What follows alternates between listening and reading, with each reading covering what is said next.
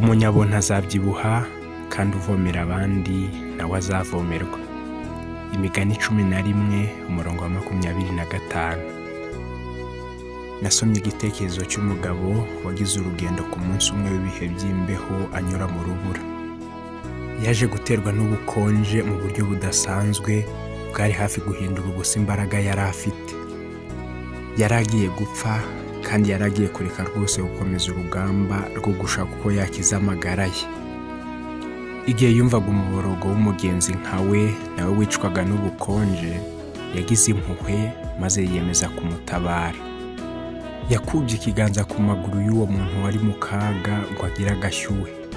Amaze kubigira umwanya munini aramuhagurutsa. Kubera ko atabasha guhagarara, yamutwaye mu maboko ye yuje impuhwe. Muri urwo rubura yatekerezaga ko atakwivanamo ubwe. Igihe yaragejeje mugenzi we ahantu hatekanye, umucyo warasiye kuri we ko mu gukiza umuturanyi we yikijije ubwe. Umuhati we utajenjetse wo gufasha undi wihutishije amaraso yahindukaga nk'urubura mu mitsi ye, maze wohereza ubushyuhe buzira umuze mu myanya ye yose y'umubiri we.